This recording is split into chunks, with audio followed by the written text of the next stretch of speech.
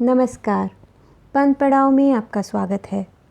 आज के सफ़र में श्री मोहन राकेश जी द्वारा लिखी एक कहानी परमात्मा का कुत्ता।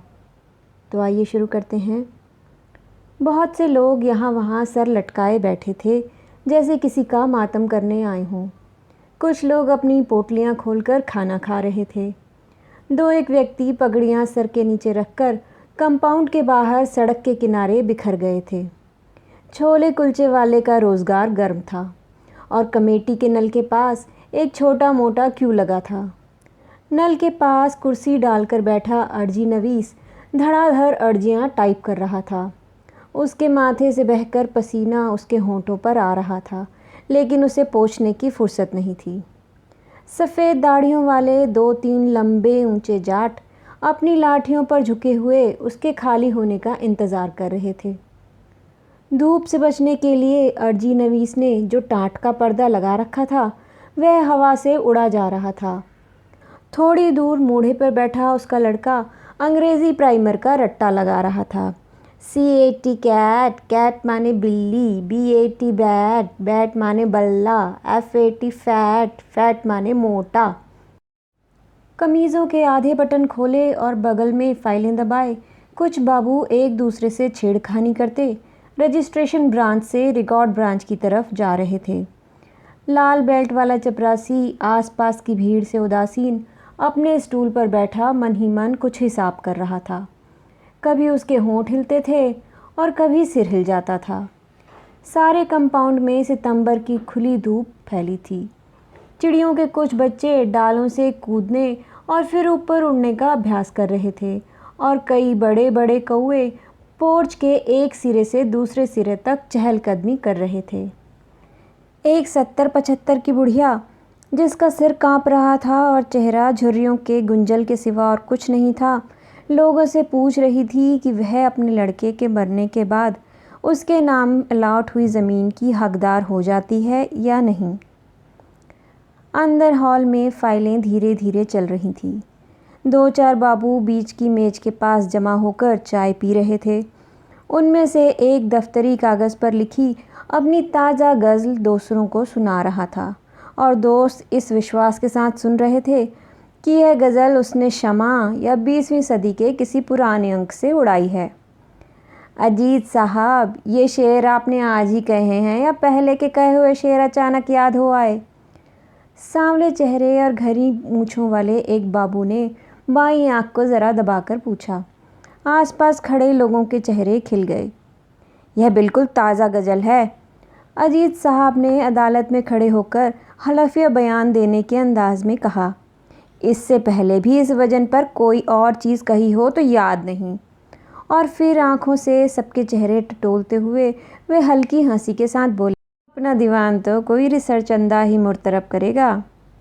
एक फरमाइशी कह कहा लगा, जिसे शी की आवाज़ ने बीच में ही दबा दिया।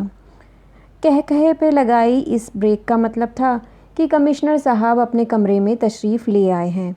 कुछ देर का वक्फा रहा, जिसमें सुरजीत सिंह वल्द गुरमीत सिंह की फ़ाइल एक मेज़ से एक्शन के लिए दूसरी मेज़ पर पहुंच गई। सुरजीत सिंह वल्द गुरमीत सिंह मुस्कुराता हुआ हॉल से बाहर गया और जिस बाबू की मेज़ से फ़ाइल गई थी वह 5 रुपए के नोट को सहलाता हुआ चाय पीने वालों के जमघट में आ शामिल हुआ। अजीज़ साहब अब आवाज़ ज़रा धीमी करके गज़ल का अगला शेर सुनाने लगे। साहब के कमरे से घंटी हुई। चपरासी मुस्तैदी से उठकर अंदर गया और उसी मुस्तैदी से वापस आकर फिर अपने स्टूल पर बैठ गया। चपरासी से खिड़की का पर्दा ठीक कराकर कमिश्नर साहब ने मेज़ पर रखे ढेर से कागज़ों पर एक साथ दस्तखत किए और पाइप सुलगाकर रीडर्स डाइजेस्ट का अगला अंक बैग से निकाल लिया। लिटिशिया वॉल्ड्रीज का लेख कि उसे इतावली मर्दों से क्यों प्यार है वे पढ़ चुके थे और लेखों में हृदय की शल्य चिकित्सा के संबंध में JD रैटक्लिफ का लेख उन्होंने सबसे पहले पढ़ने के लिए चुन रखा था। पृष्ठ 111 खोलकर वे हृदय के नए ऑपरेशन का ब्यौरा पढ़ने लगे। तभी बाहर से कुछ शोर सुनाई देने लगा। कंपाउंड में पेड़ के नीचे बिखर कर बैठे लोगों में 4 नए चेहरे आ शामिल हुए थे। एक अधेड़ आदमी था जिसने अपनी पगड़ी ज़मीन पर बिछा दी थी और हाथ पीछे करके तथा टांगे फैलाकर उस पर बैठ गया था। पगड़ी के एक सिरे की तरफ उससे ज़रा बड़ी उम्र की एक स्त्री और एक जवान लड़की बैठी थी और उसके पास खड़ा एक दुबला पतला सा लड़का आसपास की हर चीज़ को घूरती नज़र से देख रहा था। अधेड़ मर्द की फैली हुई टांगें धीरे धीरे पूरी खुल गई थीं और आवाज़ इतनी ऊंची हो गई थी कि कंपाउंड के बाहर से भी बहुत से लोगों का ध्यान उसकी तरफ खिंच गया था। वह बोलता हुआ साथ साथ अपने घुटनों पर हाथ मार रहा था। सरकार वक्त ले रही है। 10-5 साल में सरकार फैसला करेगी कि अर्जी मंजूर होनी चाहिए या नहीं। सालों, यमराज भी तो हमारा वक्त गिन रहा है। उधर यह वक्त पूरा होगा और इधर तुमसे पता चलेगा कि हमारी अर्जी मंजूर हो गई है। चपरासी की टांगें भी पुख्ता हो गई थीं और वह सीधा खड़ा हो गया। कंपाउंड में बिखर कर बैठे हुए और लेटे हुए लोग अपनी अपनी जगह पर कस गए। कई लोग उस पेड़ के पास आ जमा हुए। 2 साल से अर्जी दे रखी है कि सालों, ज़मीन के नाम पर जो तुमने गड्ढा अलॉट कर दिया उसकी जगह दूसरी ज़मीन दे दो, मगर 2 साल से अर्जी यहाँ के एक कमरे को पार ना कर पाई।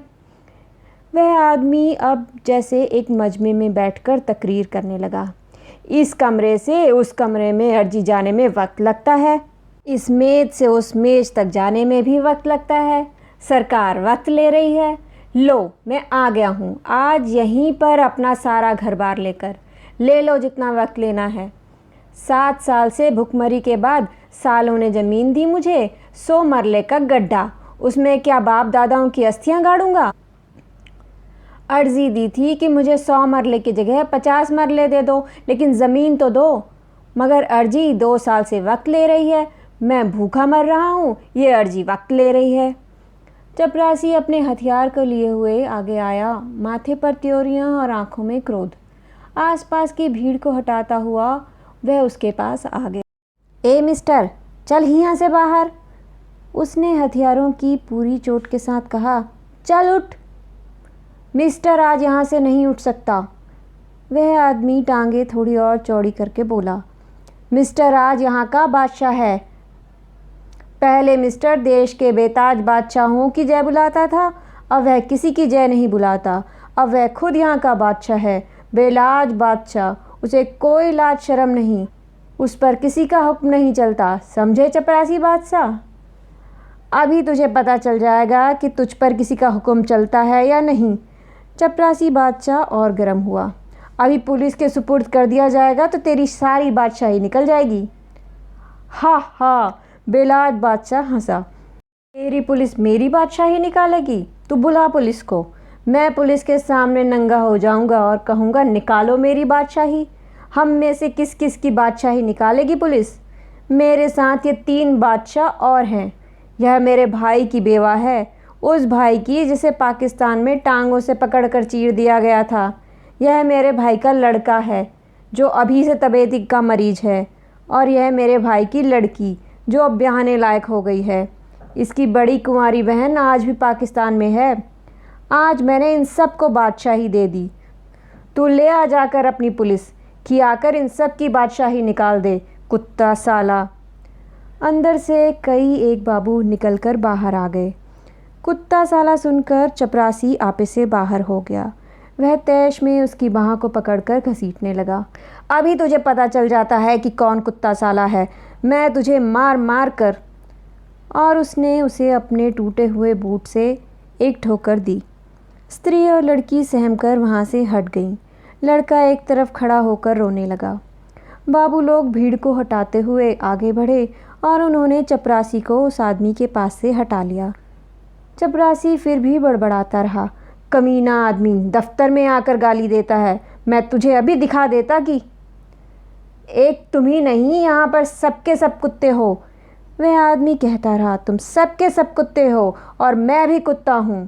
फ़र्क सिर्फ इतना है कि तुम लोग सरकार के कुत्ते हो, हम लोगों की हड्डियाँ चूसते हो और सरकार की तरफ से भौंकते हो। मैं परमात्मा का कुत्ता हूँ, उसकी दी हुई हवा खाकर जीता हूँ और उसकी तरफ से भौंकता हूँ। उसका घर इंसाफ का घर है, मैं उसके घर की रखवाली करता हूँ। तुम सब उसकी इंसाफ की दौलत के लुटेरे हो। तुम पर भौंकना मेरा फ़र्ज़ है, मेरे मालिक का फरमान है। मेरा तुमसे अज़ली बैर है। कुत्ते का बैरी कुत्ता होता है। तुम मेरे दुश्मन हो, मैं तुम्हारा दुश्मन हूँ। मैं अकेला हूँ, इसलिए तुम सब मिलकर मुझे मारो, मुझे यहाँ से निकाल दो, लेकिन मैं फिर भी भौंकता रहूँगा। तुम मेरा भौंकना बंद नहीं कर सकते। मेरे अंदर मेरे मालिक का नूर है, मेरे वाहेगुरु का तेज है। मुझे जहाँ बंद कर दोगे मैं वहाँ भौंकूँगा और भौंक भौंक कर तुम सबके कान फोड़ दूँगा। साले आदमी के कुत्ते, झूठी हड्डी पर मरने वाले कुत्ते, दुम हिला हिला कर जीने वाले कुत्ते। बाबा जी बस करो, एक बाबू हाथ जोड़कर बोला। हम लोगों पर रहम खाओ और यह अपनी संतबानी बंद करो।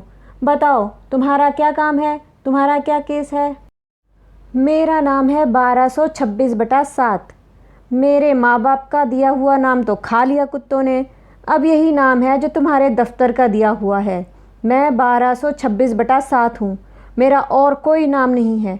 मेरा यह नाम याद कर लो, अपनी डायरी में लिख लो, वाहेगुरु का कुत्ता 1226/7। बाबा जी आज जाओ, कल या परसों आ जाना। तुम्हारी अर्जी की कार्रवाई तकरीबन पूरी हो चुकी है। तकरीबन पूरी हो चुकी है और मैं खुद ही तकरीबन पूरा हो चुका हूँ। अब यह देखना है कि पहले कार्रवाई पूरी होती है कि पहले मैं पूरा होता हूँ। एक तरफ सरकार का हुनर है, दूसरी तरफ परमात्मा का हुनर है। तुम्हारा तकरीबन अभी दफ्तर में ही रहेगा और मेरा तकरीबन कफन में पहुंच जाएगा। सालों ने सारी पढ़ाई खर्च करके 2 लफ्ज़ ईजाद किए हैं, शायद और तकरीबन। शायद आपके कागज़ ऊपर चले गए हैं। तकरीबन कार्रवाई पूरी हो चुकी है। शायद से निकालो और तकरीबन में डालो, तकरीबन से निकालो और शायद में गर्क करो। तकरीबन 4 महीने में तहकीकात होगी, शायद महीने भर में 2 महीने में रिपोर्ट आएगी। मैं आज शायद और तकरीबन दोनों घर छोड़ के आया हूँ। मैं यहाँ बैठा हूँ और यहीं बैठा रहूँगा। मेरा काम होना है तो आज ही होगा और अभी होगा। तुम्हारे शायद और तकरीबन के ग्राहक ये सब खड़े हैं, यह ठगी इनसे करो। बाबू लोग अपनी सद्भावना के प्रभाव से निराश होकर एक एक करके लौटने लगे। बैठा है बैठा रहने दो, बकता है बकने दो, साला बदमाशी से काम निकलवाना चाहता है। Let him walk himself to death. बाबुओं के साथ चपड़ासी भी बड़बड़ाता हुआ अपने स्टूल पर लौट गया। मैं साले के दांत तोड़ देता। अब बाबू लोग हाकिम हैं और हाकिमों का कहना मानना पड़ता है, वरना।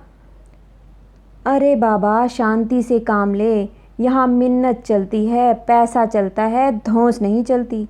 भीड़ में से कोई उसे समझाने लगा। वह आदमी उठकर खड़ा हो गया। मगर परमात्मा का हुक्म हर जगह चलता है। और वह अपनी कमीज़ उतारता हुआ बोला, और परमात्मा के हुक्म से आज बेलाज बादशाह नंगा होकर कमिश्नर के कमरे में जाएगा। आज अपनी नंगी पीठ पर साहब के डंडे खाएगा। आज बूटों की ठोकरें खाकर प्राण देगा, लेकिन वह किसी की मिन्नत नहीं करेगा, किसी को पैसा नहीं चढ़ाएगा, किसी की पूजा नहीं करेगा। जो वाहेगुरु की पूजा करता है वह और किसी की पूजा नहीं कर सकता।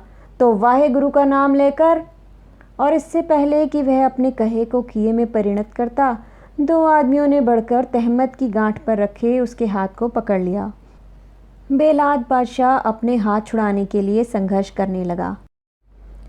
मुझे जाकर पूछने दो कि क्या महात्मा गांधी ने इसीलिए इन्हें आज़ादी दिलाई थी कि ये आज़ादी के साथ इस तरह संभोग करें, उसकी मिट्टी खराब करें, उसके नाम पर कलंक लगाएं, उसे टके टके की फाइलों में बांधकर जलील करें, लोगों के दिलों में उसके लिए नफ़रत पैदा करें।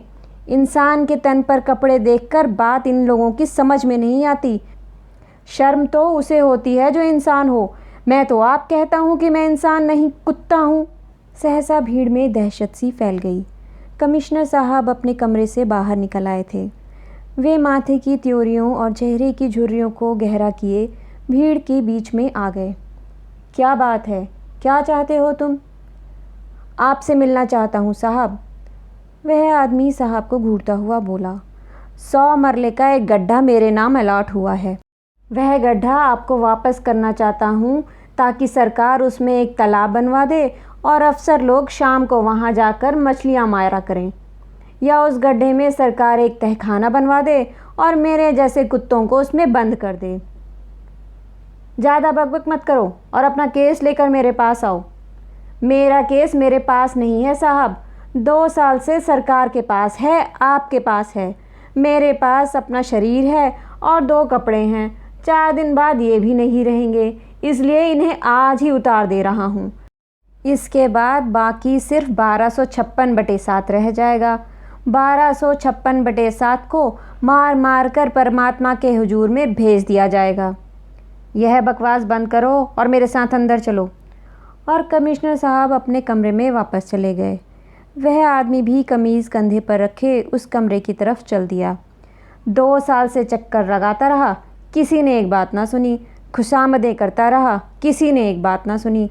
वास्ते देता रहा, किसी ने एक बात नहीं सुनी। चपरासी ने उसके लिए चिक उठा दी और वह कमिश्नर साहब के कमरे में दाखिल हो गया। घंटी बजी, फाइलें हिली, बाबुओं की बुलाहट हुई और आधे घंटे में बेलाज बादशाह मुस्कुराता हुआ बाहर निकल आया। उत्सुक आँखों की भीड़ ने उसे आते देखा और वह फिर बोलने लगा, चूहों की तरह बिटर बिटर देखने से कुछ नहीं होता। भौंको भौंको, सबके सब भौंको, अपने आप सालों के कान फट जाएंगे। भौंको कुत्तों भौंको। उसकी भौजाई दोनों बच्चों के साथ गेट पर खड़ी इंतज़ार कर रही थी। लड़के और लड़की के कंधों पर हाथ रखते हुए वह सचमुच बादशाह की तरह सड़क पर चलने लगा। हयादार हो तो साला साल मुंह लटकाए खड़े रहो, अर्जियां टाइप कराओ, नल का पानी पियो, सरकार वक्त ले रही है, नहीं तो बेहया बनो, बेहयाई 1000 बरकत है। और सहसा रुककर जोर से हंसा, यारों बेहयाई 1000 बरकत है। उसके चले जाने के बाद कंपाउंड में और आसपास मातमी वातावरण पहले से और गहरा हो गया। भीड़ धीरे धीरे बिखर गई और अपनी जगह पर चली गई। चपरासी की टांगें फिर स्टूल पर झूलने लगीं। सामने की कैंटीन में लड़का बाबुओं के कमरे में एक सेट चाय ले गया। अर्जी नवीस की मशीन चलने लगी और टिक टिक की आवाज़ के साथ उसका लड़का फिर अपना सबक दोहराने लगा। PEN पैन, पैन माने कलम, HEN हैन, हैन माने मुर्गी, DEN डैन, डैन माने अंधेरी गुफा। तो ये थी कहानी परमात्मा का कुत्ता, जो लिखी थी श्री मोहन राकेश जी ने। उम्मीद करती हूँ आपको पसंद आई होगी। फिर मिलेंगे एक नए सफ़र में एक नई कहानी के साथ। नमस्कार।